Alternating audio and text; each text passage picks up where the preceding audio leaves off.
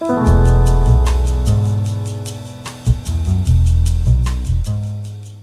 everybody, thank you so much for your support of the Cosmic Chats, for your attention and your energy, and just being a part of each episode. It makes all the difference. So if you haven't subscribed before, please consider doing so. The more subscribers that we can get, the wider the net that we can cast, and the more and more people that we can bring in to share their insights, consciousness, and wisdom, and reveal that in the universe for all of us. So thank you so much and have a great day. Hi everybody, and welcome to today's Cosmic Chat with Debbie Sugarbaker. I'm so excited to be here with you today and to bring on Mr. Michael Ocher, who I'm going to add him now, and we'll just let a few people get on. Let's get started. At the Kabbalah Center, Los Angeles, and he is also a Tikkun healer. And today we're going to be talking about how you can create for yourself an amazing year, an authentically great year. So, hi Michael. Hey Debbie, how are you? Good. Let me just make sure I can hear you.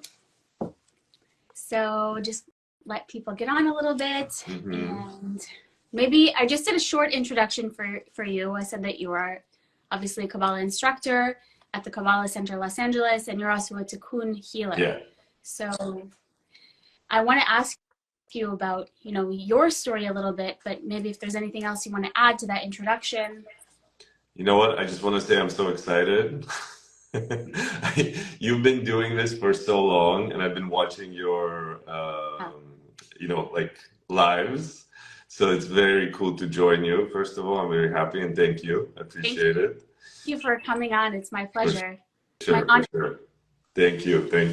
So it's really cool. And I also just wanted to tell you, I did a few lives this recently, and I really see the value of it. It's so interesting, and so many people benefit from it. It's really amazing. Totally.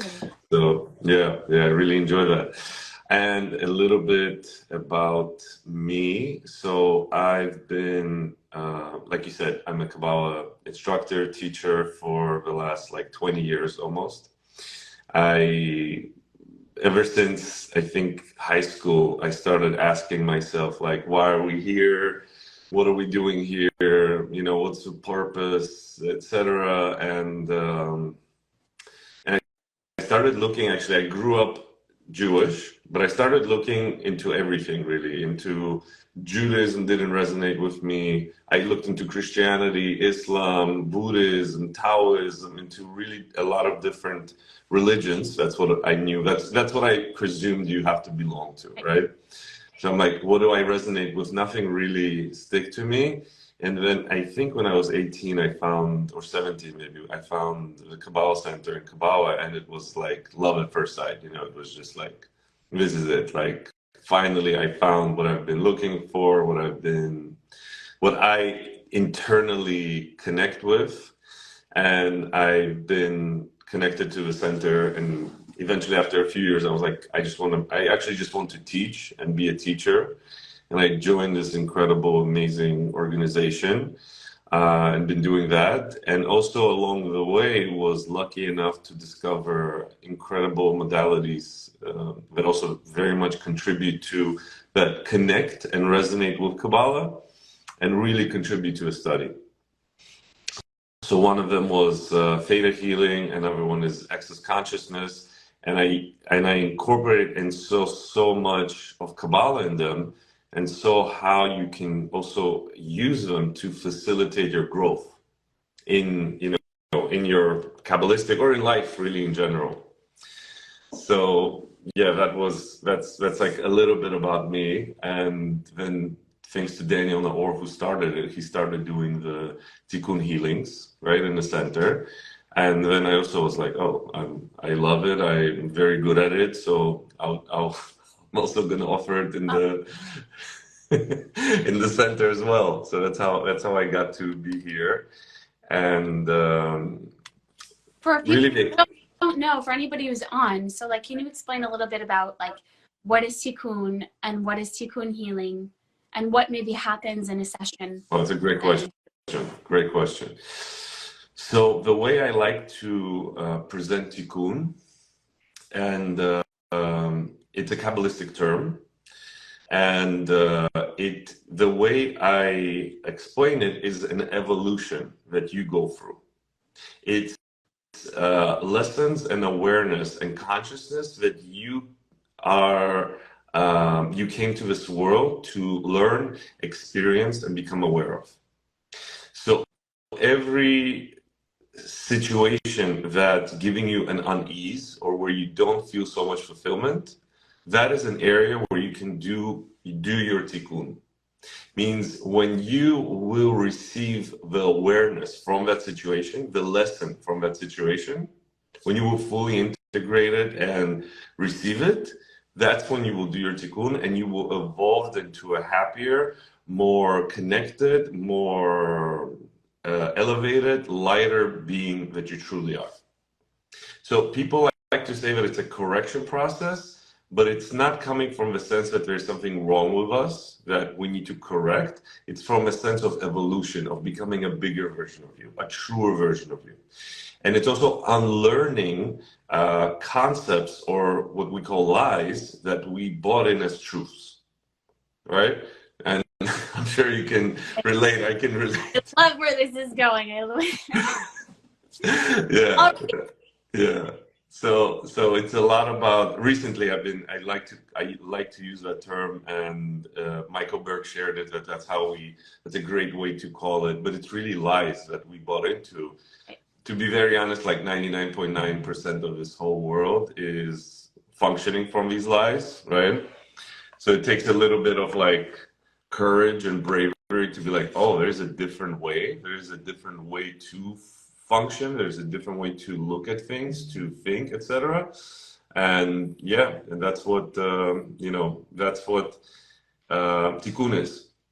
And now, Tikkun healing session is something that you do as a one-on-one session where you basically allow me to facilitate you what lesson possibly you could receive from a situation that you don't enjoy. First, to identify what lie you might be functioning from right now, right? To clear it in the best way, meaning, it's very interesting that we say that we function from an unconscious mind, but the goal is actually to become more conscious. So you want to bring up the things that we bought as lies in our lives and to actually become very clear that, yes, that is something that I function from. And also to get the clarity that functioning and operating from that space is not actually going to lead you to the best life possible. And then you go into be in a space of a choice. You're like, oh, wait, so if this is not going to lead me to the best life possible, then how can I function? What kind of a point of view, what kind of a belief, what kind of a thinking process I can have in order for me to achieve what I want to receive? Beautiful. Yeah.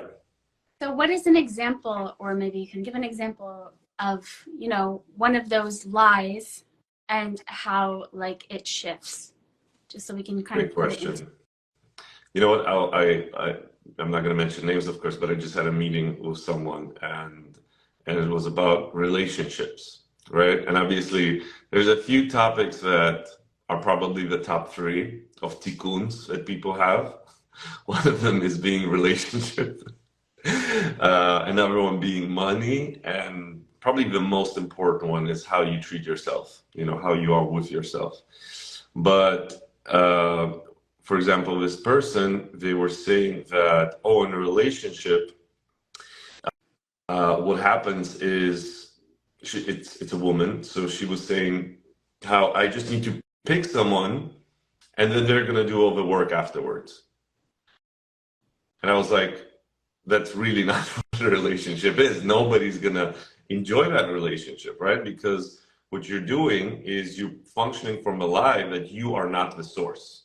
You're not the creator. You're not the source. You're not the one that makes your relationship. You're not the one that creates your reality. You're not the reason and the cause of your happiness. You're just lying to yourself to, to lie enough to someone else also so they buy into you, and then they become the cause of that. Is that, you know what I mean? So the lie was basically that, and obviously on a conscious level, almost no one agrees to it, but on a subconscious level, probably 90% of people have this, that once I get into a relationship, that person is going to make me happy. That person is going to do this for me. Then I will have a sense of completeness. Then I will have a sense of accomplishment. Then I will be happy. Very simply, I will be happy because I will be in a relationship. And even though we might see that from movies, from the media, from everywhere around us, that's a lie, right? Because both of us know that the real source of happiness is ourselves.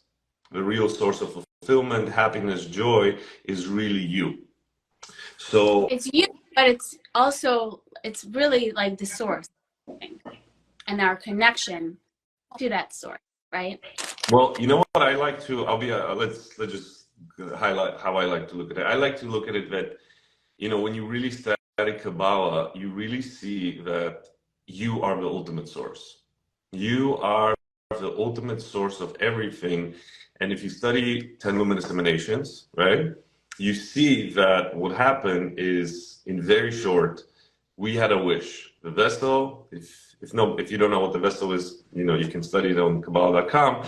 But a vessel said, I want to be the light. I want to be the reason. I want to be the cause. I want to be the source. And this force, the creative force, this energy, this etc., it said, you know what? Your wish is my command. I will make you the ultimate source of fulfillment of everything. And that's where we are here. We are here right now where we've been given the power to really create our life completely. Like, that's how I like to look at it. I like to look at it that you are in a complete ability to generate, create, actualize, manifest, whatever word you want to use, your life to its fullest possible degree. So yes, it is about, I'm not sure if you said like allowing the source, but also allowing that you are the source. Right. That essence is within us. Like, it's our material. Yes. Yeah. And so when you were talking about like the vessel, so it was like it's just like an interesting concept, because it's like one vessel that was like all the souls of humanity in one vessel that said, we don't want to just receive, we also want to be able to create and to be like, this endless force of creating. And then we broke into a bunch of pieces. And so it's just interesting because that's like the Kabbalistic viewpoint on how the world started. So if anybody's interested in that, like, definitely check it out, because it's so interesting, and also attests to a very important point, which is that on one, we're all a part of one human soul, giant. Yeah. Originally, so we're all from the same source. Yeah. And I'll add to that. That's what really, it's the thing you learn in the most basic courses in the center, in Kabbalah 1s, in our Power of Kabbalah book, right? It's what drew me to the center. When I read that, it was like, wow, this is so simple, light, and resonates into everything. And I really, literally had no points to say that this is not true. That's what got me. I was actually read Power of Kabbalah as my first introduction to the center, and that story, this beautiful story of creation that the Kabbalists describe, the moment you experience it and you read it, you're like, wow, this answers so many questions. And if you really internalize that simple teaching, you can achieve so much in your life. So much can transform just by that, literally those few lessons of that story, even though it does expand into a 16-volume book written by Rav Ashlag, 10 luminous emanations, which is, an amazing work by Rav Ashlag. But what the beauty of the Kabbalah Center is, and the founders, Rav and Karen, that they were able to take this and digest it and break it down, that it's digestible to everyone, right? And yeah, once you know that story, that simplicity of that we are the vessel. Vessel, obviously, we don't mean vessel in the physical sense, but it's an energy of receiving. Because Kabbalists believe that before the creation of this physical reality, there was no physical world, right? It was just simply pure energy, which still exists also. But the space of creation, and I remember also Karen always mentioned it, that the only creation that happened was the creation of the vessel, was the creation of a desire to receive, desire to experience. So, not to go too deep into it, like it is one of my favorite topics, and I love teaching it in classes, and I go so into it, but I'm like, I know I need to pause, like take a break and restrict. Totally, but yeah, a lot of sense. I remember when I first came to it also, I was like, what do you mean I chose this? Because so many times, and this can bring us into another topic of choice, so many times we like think, I mean, I know that I definitely did. I'm like, what? I chose this? What do you mean? I want to be able to choose because I felt like so disempowered in my reality. Wow.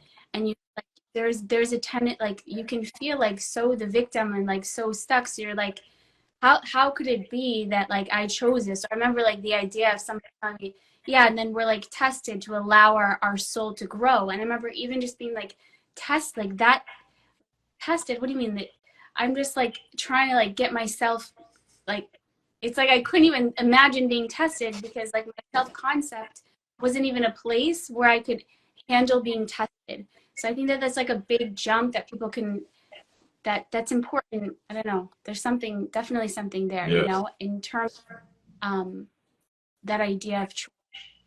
You know what? I think what it does is it empowers you to a place of like, again, yes, you could say, you could have that reaction. A lot of people do have that reaction, right? It's like, what do you mean? I'm the, you know, what am I? Am I at fault? Am I to blame? Right? But really, the purpose of that teaching, and I think the lesson or the tikkun you want to receive from that teaching is an empowerment of who you truly are, that you are the creator of your reality, or the choice maker, the creator, the choice maker, the architect of your whole reality. So when you really, to me, when I really internalize that point of view, it becomes very empowering. It puts me into the place of creation. It puts me into the place of what kind of life I like to create. It could interact with other people, but other people are not the cause. I am the cause. Yeah. And what else is, and then that brings us to the point of like asking questions. What else is possible? What can I choose? Yeah. Well, that now in my thoughts, what can I choose now in my vibration? I mean, I'll just give an example. It's interesting. Like before this, I felt like I was kind of receiving different insights about what we were going to talk about. And last night I was actually in a store and I went into just try something on quickly. And the woman was like running the fitting room. She was like really like abrasive and like kind of like abusing people as they went in. And for me, usually I have something in my vibration that I'm very gentle, kind of like gentle, empathic, and probably some shame that it's my fault. So usually I became very aware that usually I would go in with this vibration. It's not even conscious. It's more like it's somewhere held in my being. And I was like getting ready to like, you know, I was like kind of bracing myself, like here it comes. She's going to like yell at me and force me into her room. wow. But before I went in there, I was able to like switch it and realize like, oh, that's an old vibration. That's not who I am. That's not who I am. I am connected to an infinite source. And so from that, and so kind of holding that sense of genuine worth that comes from knowing that we are a soul, that we're not just this body and we're connected to this infinite divine source and we're part of that, you know, original vessel. And I kind of thought about it later because I thought, you know, a lot of us hold that shame or whatever it is inside, that feeling of I'm not good enough. And some people then you feel like you have to like enforce your boundaries and you become very abrasive against the other person. But that's not healing that original vibration of or tikkun or feeling of, you know, I'm not good enough. But if you actually are able to just like somehow I was able to slide into this sense of like this calmness and this vibration and the sense that, you know, I'm connected with my soul. And then I interacted with her on a whole different level and she wasn't abrasive with me and showed me to the room and, you know, it wasn't like super kind, but I didn't need that. I didn't need, you know, That's amazing. yeah. Wow. What else is possible, because it's all about shifting our vibration, and the reality shows up according to how I am inside. 100%. It's so true. It's so true. And the whole idea of boundaries and having, this ability not to allow other people to influence or bombard you with whatever they're going for, whatever they're doing, is a very, very important skill in life. Yeah. Yeah, like not taking on other people's because I don't even think that she was wanting people to take it on. She just didn't really care. She was just, not like, anyway. Well, I mean, with all the respect, she's probably not aware. Yeah. You are probably much more of an aware person. I don't want to judge, but I'm pretty sure. Right? Totally. So and what you started saying, which is asking questions, which is how you become more aware. The key to becoming more evolved is to be in a question, is to be in a space. And I was sharing it with Daniel that I did a live with also, that in Kabbalah, one of the biggest tools that we have and that we learned, and which you actually used, is called restriction, right? Mm-hmm. Which is a moment when you when you pause, right? When something's happening, and our teacher Verav reviewed this, that you take a pause and you stop just being a robot. You stop being just functioning. And that space, and to me, the highest way of restricting is actually asking a question, which in reality, what you did, you could have easily just submit into a regular functioning, right? Go into her field and allow her to dominate your energy, your being, etc. But you took a pause and you said, what else can I do? What else is possible? I'm not sure if you asked a question, but you went into a space of a restriction space. You entered a space. You stopped being just a functioning computer, that just, our just mind, right? Right. Totally. Yeah. So talking about the new year, what is like the a tool that you would give people to bring into the new year to really have this great? What we're seeing, I think, from this conversation is that a lot of times we think that a great year is like, have this blessing, or it was great in my relationship and I make a lot of money, and then I people, and but what is it that genuinely is going to make a good year? Because we can achieve all of those things, and people can have, you can have a lot of money in the bank account, but if you don't have this like peace within yourself, sense of like genuine sense of self-respect, self-worth, or whatever else it is, then not necessarily going to be the best year that it could. So what is it in your perspective? I don't, like I told you, I don't like the resolutions, right? I don't really connect to that. And I read a study yesterday and I reposted it, that like 80% of them are finished by February, right? But then when I thought about it, I'm like, but what would be a great intention, seed level, right? Or like this idea that would really make the best year, like you said, yeah? And to me, what came to me was that it would be the relationship you have with you, with how much kindness, how much true, genuine care, generosity, adoration, whatever word you want to use, you have towards you. Because the relationship with you is the building block for everything in your life. The more appreciation, the more care, the more genuine care, the more attention and energy I go into and asking, what would really be the best for me? What would really be the best for me in this situation, in life, in work, in a relationship, for health, for everything? If I'm going to function more and more from that, my experience, my life will be completely different. And it's not, people confuse that with being selfish or egocentric or, wrong or bad or evil, that it's, to think about you or to take care of you. However, that's the biggest lie that you can ever fall into. that thinking or having a relationship with you is something of an evil or bad nature. It's the most important thing. It's the building block of every relationship of your life. You are not able to have a better relationship with anyone than the relationship you have with you. The relationship you have with you will be the fundamental building block, the foundation of everything in your life. You will not allow other people to treat you wrong. You will not allow other people to be disrespectful to you, to do anything. Because let me ask you, if you have somebody that you have so much care for, will you allow that person to receive, like nastiness or abuse or anything like that? No, you will protect them, right? Totally. And even deeper than that, I believe that if you have genuine self-respect, like that's a vibration, and it's very rare then that you're not need to bring up into your reality somebody disrespecting you. Yes. Because the reason why people who disrespect us come into our reality is to show us, oh, I'm not respecting myself.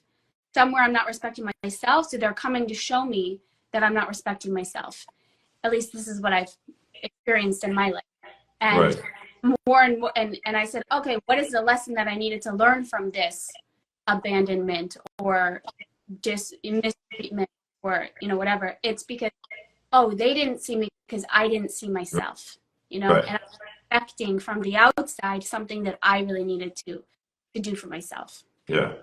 And also to show the moment you start to, something that you don't enjoy starts to come towards your way, you express that and you say, I don't enjoy that. I am not going to allow myself to be treated that way, period. Right? Like how else I also realized after studying these different modalities that I was giving people excuses of why it's okay to act with what they did.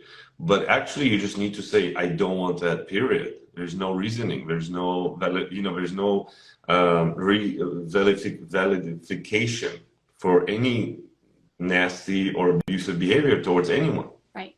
You just got to cut it right at its source. The moment you start to, something is going towards you that you don't enjoy, you got to cut it off right away.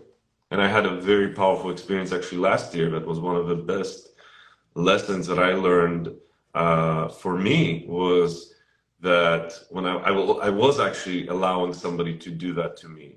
And then I made it very, very clear that if we want to have a relationship, that is not going to be present. And if it will, we're not going to have a relationship, period. So was it hard? Yes. It was like, what am I doing? Like, how could I say that, right, etc. But the moment I said it, first of all, I felt amazing. The relationship became so much better. The person started respecting me so much more. There became so much more honor and respect in the relationship, in the dynamic, right? It was an amazing, and that was a tikkun that I did, right? That was a tikkun that I, thanks to my wife, my partner, who pointed it out for me. And she's like, you need to set boundaries. And I was like, wow, yes. So I learned that on such a deep level last year, and then everything resonated and became better around, right? Yeah, it's almost like you created a bridge, like became like this kind of, you created a bridge between you and the other person. There was like a recognition that there is a recognition that somehow we are connected on a deeper level, so that I can set boundaries. It's going to help us reconnect, because how it was, we weren't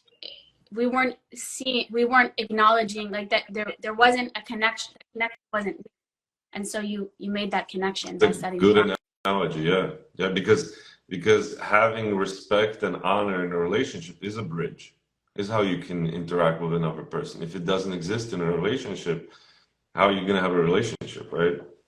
Like if the other person generally doesn't respect you, what kind of a connection is that, right? That's not a relationship. Right. Yeah, that's powerful. Very powerful. Yeah.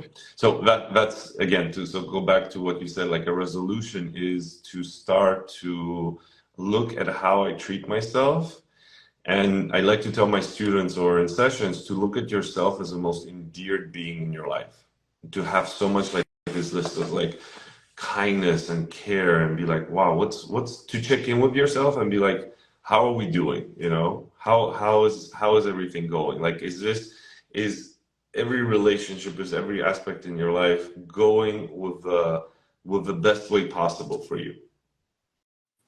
Yeah. So to me, that's very fundamental, and I think one intention to have is to genuinely. The thing is, people think that choosing you means being very selfish and just grabbing things for you, which is not true. It doesn't mean you just only do things for you. It means you are in a question. You really ask, what would be the best for me? What can create the best life for me? What is this relationship in its best place? How can I improve it? How can I make it better? Is my health in the best place? Is my body in a good space, right? Are my relationships in a good place? So asking those questions and having the target of improving everything in your life, because that's what you really can do. You know, with all these things, probably me and you are just so into it that, you know, just part of our life. We're constantly looking how we can improve everything, right?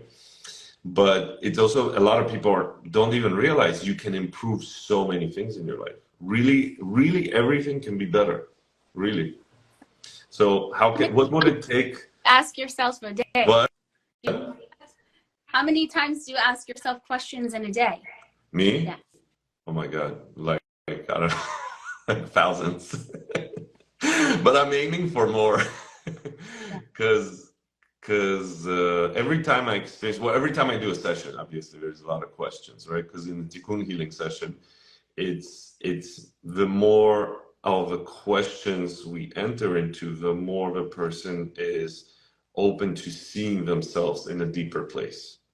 So the more we ask a question, you know, there's a few great ones that I just absolutely love from Access Consciousness. Is one that started me with Access is, how does it get any better? Which is so amazing, which is a mantra, kind of, right? And, you know, science says that whatever you set your mind to, that is what you're going to find. So if we are asking the question and setting our goal as, or target as, how do things get better, you will find how it gets better. You will find. You don't need to answer it. You just need to create that space, that question, that vessel of how does it get any better? And it's going to improve. And the other one is also very simple, which is like, who does this belong to? Which is, anytime you experience a feeling, an emotion, a thought even, or any point of view, you can actually ask yourself, who does this belong to? Is this mine? Or did I pick it up from somebody else? And a lot of times we pick up, you know, definitely, I'm not even going into emotions, thoughts, and feelings, but really points of view that you just function from, the way you look at life, from somebody else. And wow, when you become aware that I picked up some, you know, when I picked up a belief from somebody else, it's not that it's a bad thing. You just become more conscious, and then you can ask yourself, is this the best point of view for me? Is this point of view really creating the life that I want to create, or not? Yeah.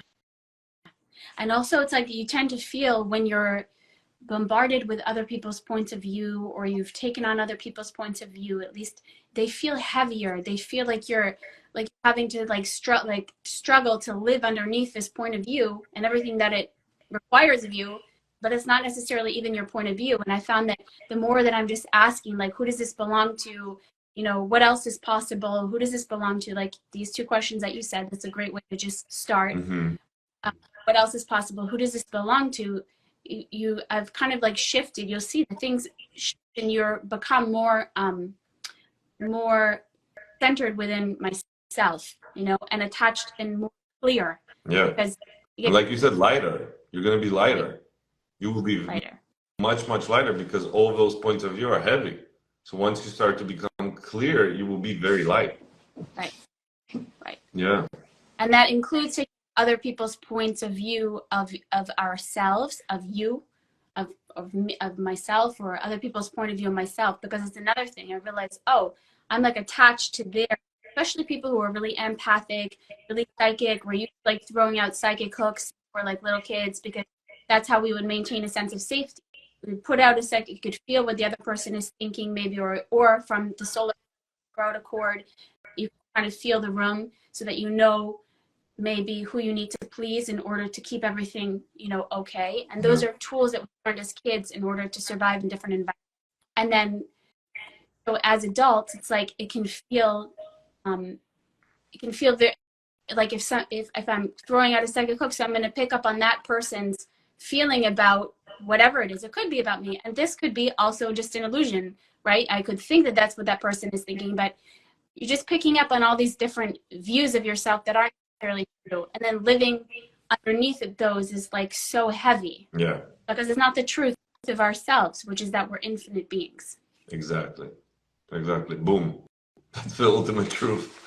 And also, you know what I like? I like the analogy that we're like sponges walking around, and unless you ask that question, you're gonna just literally sponge and absorb everything around you. Yeah. The problem is most of it is not good things. Right. So if you don't put yourself into an aware place of like, wait, who does this belong to? If you go to a restaurant and you sit down and all of a sudden you start to get upset, it could be the upsetness of a person that sat in that chair before you. It doesn't necessarily have to be yours or somebody around you right now. It could be also like a leftover, right? Like somebody, because energy, everything is energy, right? And if a person is hosting and harvesting energy that's not really light or true energy, you will pick that up also from them, right? Or if you go into a space with a lot of people, there might be a lot of emptiness, a lot of lack, a lot of illusion, a lot of sadness, depression, in that room. And when you walk in and you feel anxious, that anxiety or that anxiousness most of the time is not yours. Wow. It's just like you said, like those, either psychic hooks or whatever, but people are just projecting that. And you being aware, being psychic, being telepathic, are picking that up. And you're like, oh my God, no, what are they going to think? What is going to happen, etc. When in reality, it's so not relevant to you. It's none of yours to begin with, right? So, but that's why being in the question is so amazing, that when you ask a question, you are not looking for a right answer.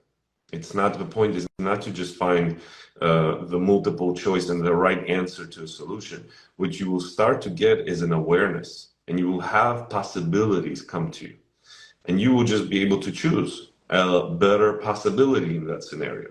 Not necessarily, because a lot of times when I'm teaching classes and you teach the concept of asking a question, people ask, so what's the right answer? And that's the biggest stumbling block on asking questions. People think that you need to get a right answer. The point is not to get a right answer. What you will get is awareness. And from awareness, you can create and choose something else. But not the right, again, we, like the founder of Access Consciousness, Gary Douglas, he says, we haven't been taught to choose correct, like to choose, period. We constantly think it has to be the right choice, has to be the appropriate choice. It has to be, people need to like it, what people are going to think. But in reality, you want to choose what will create the best for you, not necessarily right or wrong. Right. Yeah. If it's in my highest good, then it's going to be in the highest good of everybody else. Exactly. Exactly. It's like you're setting in about it. It was the right thing, right? Right. Because it created in the end connection, like exactly. And for the other. Yeah, and like you said, that's an amazing point also, that when you do that, it's actually, that's how you help contribute and make the whole world better. So true. That when you actually function from that space, from more awareness, or what's your highest good, and etc., you're actually doing the best possible you could in this whole world, which is amazing. Yeah. Which is also counter how we've been taught. We've been taught that you need to think about others, but actually, when you really think what's best for you, for your highest self, etc., you are actually doing the best for everybody else. Exactly. Very powerful. Yeah. We kind of like stuck there a little bit, but Yeah. some of us got kind of like stuck on that one, but then we realized, oh, okay, no, I have to put myself. And then, like the old, put on your oxygen mask, and then you can help other people. Exactly. Go into nature and breathe some oxygen. Yeah, exactly. Yeah. So, So, wow. Well, you know what? yeah. One more thing about New Year's resolution that came to me today, and I was like, wow, what would be the biggest gift is also to be able to choose more, to be aware that you are choosing. And because I love this concept that creation is choice and choice is creation. And it's something that I'm working on still, that to really internalize and actualize that the way I can create something is simply by choosing it. To me, it still sounds crazy. It's like, really, that's how easy it is, and that's how I can do it. So I would wish for myself and for everyone, for you, for everyone that listens, is to acknowledge the power of choice. What choice is? That choice is the biggest gift we all received in this reality. Yeah. So how can we choose?